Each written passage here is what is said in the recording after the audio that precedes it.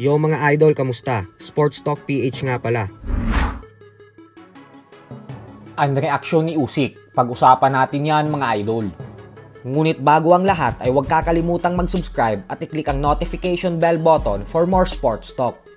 So bagamat nga po ilang oras pa lang kahapon magmula nang matapos ang laban ng undisputed heavyweight world champion Alexander Usyk, kung saan tinalo niya si Tyson Fury via split decision, ay talagang gumising ito ng maaga upang subaybayan at suportahan ang kanyang kababayan na si Denis Berinchyk sa bigating world title fight nito kontra sa Mexican 3 Division World Champion Emmanuel Navarrete. At talaga naman nga pong umaapaw ang saya ni Usyk nang inanunsyo na ng ring announcer na si Berinchyk ang nagtagumpay sa naging bakbakan ng dalawa. 116, 112, split decision. WBO lightweight чемпіон світу за версією WBO 63.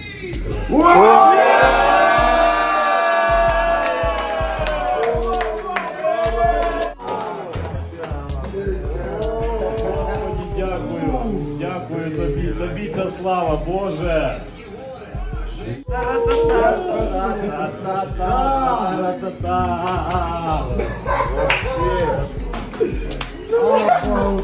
Я без надежды.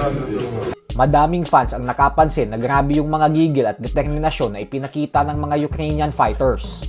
Dahil sa loob lamang ng 6 na araw ay nagkaroon sila ng 3 world champion sa sport ng boxing. Nitong nakalipas na linggo lamang din kasi ay naging isang ganap na world champion ulit si Vasily Lomachenko matapos niyang masungkit ang bakanteng IBF lightweight world title belt sa pamamagitan ng pagtalo kay George Kambosos Jr. via 11th round knockout. Habang si Usyk naman ay nasungkit ang lahat ng titulo sa heavyweight division. Kaya naman siya ang kauna-unahang fighter na naging undisputed heavyweight world champion sa loob ng 25 years. At ito namang si Denis Berinchyk ay bukod sa malaking upset na nagawa niya kontra kay Emmanuel Navarrete, ay nasungkit niya din ang bakanting WBO lightweight world title belt at napanatili niya din ang kanyang undefeated record. Kumbinsido ang mga fans na dahil sa ginagawang pagsakop ng Russia sa bansa nila ay ang siyang dahilan kung bakit grabe ang determinasyon ng mga pambato nila sa ibabaw ng lona ngayon.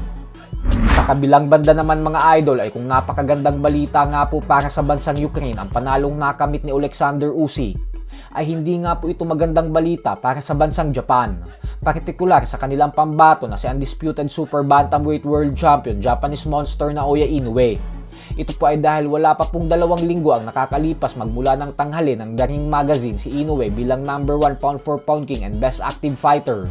Subalit mukhang mapapatalsik agad ito sa trono niya nang dahil sa tagumpay ni Usyk.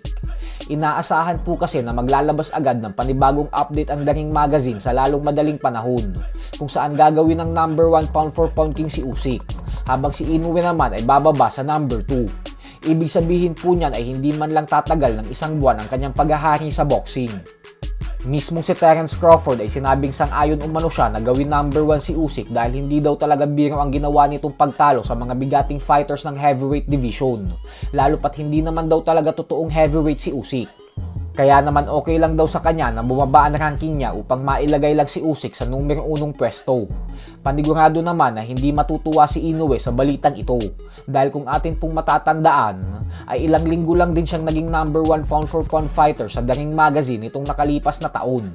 At nang mapalitan siya ni Terence Crawford sa trono niya nang dahil sa pagtalo nito kay Errol Spence Jr., ay talagang sinabi ni Inoue sa publiko na siya daw dapat ang #1 at hindi si Terence Crawford.